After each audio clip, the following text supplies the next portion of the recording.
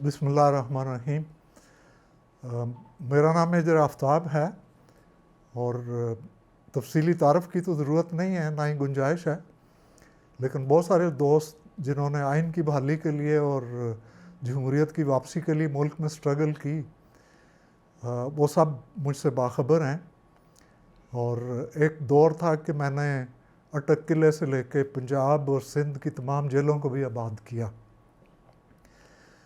खैर वो तफसील तो दास्तान के अंदर आएगी। फ़िलहाल आज तो मैं आपको सिर्फ ये बताऊंगा कि मेरी बैकग्राउंड क्या थी। मैं चच दुआबे की मिट्टी हूँ। अब असल मसला ये है कि चूँकि ज्याग्रफ़ी हमने दूसरे स्टाइल में पढ़नी शुरू की हुई है, तो मुझे यकीन है कि आज की यूथ जो है वो दुआबों से भी बाखबर नहीं होगी। तो चच दुआबा चनाब और जेलम के दरमियान जो इलाका है उसको कहते हैं। इसी तरह दूसरे दरियाओं के भी दुआबे। तो चच दुआबे में एक गांव था बड़ा खूबसूरत, दो पहाड़ी बरसाती नदियों के दरमियान। एक तरफ उसके पब्बी थी जो कश्मीर से पहाड़ों की समझ लें कि आखिरी स्लोप्स हैं, जंगल था। मीठे कुओं वाला गांव था, शीशम के जंगलों का गांव था जिनमें पींगें पड़ती थीं और लड़के और लड़कियां सब उन पींगों पे झूले लिया करते थे। फिर ये हुआ कि जॉन फॉस्टर डल्स, आप जानते हैं ये कम्युनिज़म के ख़िलाफ़ आइज़नहावर के दौर में सेक्रेटरी ऑफ स्टेट था यूनाइटेड स्टेट्स का। तो उसने एक फॉरवर्ड पॉलिसी बनाई जिसके तहत रूस के घेराव के लिए रूस के करीब तर कोशिश की गई कि छावनियाँ बनाई जाएं। तो उसी के नतीजे में खारियाँ छावनी वजूद में आई, जिसमें हमारी तमाम ज़रख़ेज़ ज़री ज़मीनें जो है ना वो हमसे ले ली गई। हालांकि इर्द गिर्द पहाड़ी इलाका मौजूद था जहाँ पे छावनी बनती, महफूज भी होती, डिफेंस भी उसका आसान होता, लेकिन बहरहाल जो भी फ़ैसला हुआ। अब ये है कि अब मैं जब वापस मुड़ के देखता हूँ तो वो गांव जो बड़ा खूबसूरत था, जहाँ पे जिसके तालाबों पे, जिसके जंगलों पे परियां उतरा करती थीं, अब वहाँ पोल्यूशन के अलावा, दुकानों के अलावा, तंग बाज़ारों के अलावा कुछ नहीं रहा। लेकिन चंद गज दूर छावनी जो है वो जन्नत का नज़ारा है। और जन्नत का नज़ारा भी क्या, मैं तो कहूँगा बेवरली हिल्स का मुकाबला करती है वो जगह। तो क्या ही अच्छा होता कि अगर छावनी का इक़्तिदार भी रहा 30-40 साल, अगर मार्शल लॉ वाले छावनी की तरह गांव को भी संभाल लेते, खूबसूरत करते, उसको उसके जंगलों की परवरिश करते, उसकी नदियों की परवरिश करते, तो मैं उन्हें सलाम कहता। एनीवे, वो गांव तो अब ख्वाबों में ही देखा जा सकता है।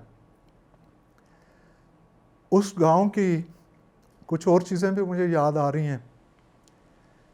वो 90% 95% गुजरों की बस्ती थी, और गुजर आप जानते हैं बड़े मुफ्तखर किस्म के लोग हैं,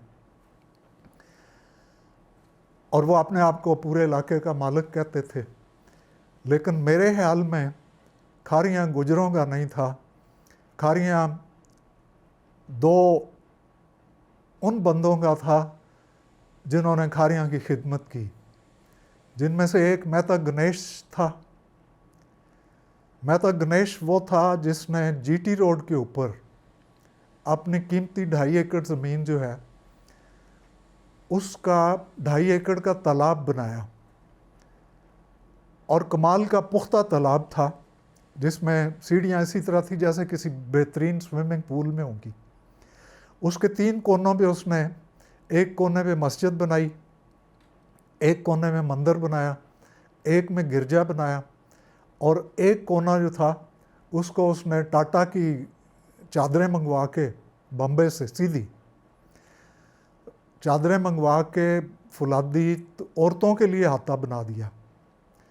इसका मतलब ये था कि इस गांव में मर्द तो मर्द, औरतें भी स्विमर्स थीं। मेरी अपनी सारी बहनें, मेरी वालदा सब स्विमर्स थीं, और 12-14 फुट वो तालाब गहरा था। लेकिन फिर ये हुआ कि हम तो अयोध्या को रोते हैं कि अयोध्या में मुसलमानों की मस्जिद उन्होंने गिरा दी। तो पाकिस्तान में क्या हुआ? कौन सा मंदिर है जो गुरुद्वारा है जिस पे कब्ज़ा नहीं किया गया, जिसकी ज़मीनों पे कब्ज़ा नहीं किया? लाहौर में कब्ज़े हुए हैं मतरूका अमलाक पे। और फिर ये हुआ कि मैं जब जनरल ज़िया की कैद से वापस आया गांव, और शाम को मैं पहुंचा तो रात को मैं तालाब की ज़ियारत के लिए निकला, तो वहाँ खंडरों के अलावा कुछ नहीं था। तो मुझे पता चला कि जो बरसर इक़्तिदार तबका था उस हल्के का, उन्होंने वो पूरा 2.5 एकड़ का तालाब 600 रुपयों में नीलामी में ख़रीद लिया। अब मतरूका इमलाक नीलाम कैसे हो सकती है? वो तो उसी मकसद के लिए इस्तेमाल होनी चाहिए जिस मकसद के लिए वो वक्फ की गई थी। बहरहाल पाकिस्तान में ये सब होता है, हो रहा है। तो मेहता गणेश मेरे ख्याल में खारियाँ का मालिक था और खारियाँ का खादम भी था, बड़ा आदमी वो था। उसके बाद एक दूसरा आदमी मुझे याद आता है, और इत्तेफाक से वो भी हिंदू था, ब्राह्मण था, साईं बीरनाथ। साईं बीरनाथ आबाई तौर पे पिंडदादन खान से था और सब इंजीनियर था, और उन दिनों में सब इंजीनियर भी मुसलमानों में कहाँ होते थे, ज़्यादा से ज़्यादा स्याहियाँ कलमों में भरने वाले लोग थे या चपड़ासी थे। तो साईं बीरनाथ ने जब पाकिस्तान और हिंदुस्तान की तकसीम हुई और सरहद डिक्लेयर हुई, हिंदू सिख उधर जाना शुरू हुए और मुसलमान उधर से इधर आना शुरू हुए, तो साईं ने सरहद पार करने से इनकार कर दिया। और ये बड़ी अजीब बात हुई कि साईं एक शहर में एक खंडरनुमा घर में रहा करता था और लड़के वाले उसे तंग भी किया करते थे। जब मैंने होश संभाली तो मैंने देखा कि लड़के साईं के आगे गली में से गुजर रहा है तो उसके आगे वो एक लकीर डाल देते थे, और जब लकीर सामने वो डालते थे तो साईं ऐसे लगता था जैसे तड़प रहा है, कभी दाईं तरफ कभी बाईं तरफ, कोई 2 कदम पीछे 2 कदम आगे, वो लकीर को पार नहीं करता था। ये लड़कों वालों की उनका एक शोर बन गया। फिर एक दफ़ा ऐसा हुआ कि मैं घर के दरवाजे डेवड़ी के बाहर खड़ा था, तो साईं को आते देखा। साईं से डर भी लगता था, साईं की बड़ी मोटी मोटी आंखें थीं, हाथों में वो कड़ा होता था, उसके बाल पट्टों वाले बाल थे, उसके दाढ़ी भी खासी। तो साईं को आते देखा तो मैंने लकीर डालने की कोशिश की, लेकिन वो आधी लकीर पड़ी। साईं उस आधी लकीर की तरफ आया और उसने मेरी तरफ देखा, मोटी मोटी आंखों से, पूरी जैसे आंखें खोलते हुए। तो उसने कहा कि ओए तू भी। मैं ये सुनते हुए तो अंदर घर में भाग गया। अब मुझे याद आता है कि साईं, मैंने लोगों से पूछा कि साईं लकीर पार क्यों नहीं करता था, तो ये पज़ल मैंने खुद ही फिर सोची और कई लोगों से डिस्कस किया। तो मुझे ये उसका रिश्ता सरहद से ही लगा कि वो सरहद की लकीर पार करने से इनकार किया करता था या कर दिया था उसने, जबकि उसका पूरा कुंबा चला गया था हिंदुस्तान। तो जब भी हम उसके आगे लकीर डालते थे तो वो उसके जहन में शायद वही आता था, ये सरहद की लकीर है तो उसे पार नहीं करता था।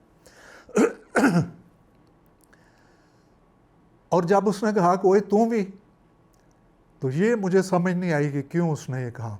बहुत बाद में जब मैंने सीज़र की कहानी पढ़ी और ब्रूटस की कहानी पढ़ी, तो जब सीज़र को ब्रूटस ने खंजर मारा तो सीज़र के मुंह से निकला कि ओ तू ब्रूटी, ओए तू ब्रूटस तुम भी।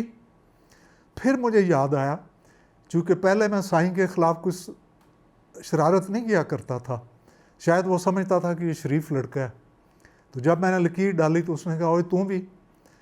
फिर मैं अब उसको कंपेयर करता हूँ वो ब्रूटस और सीज़र वाले मामले से और साईं और आफ्ताब वाले मामले से।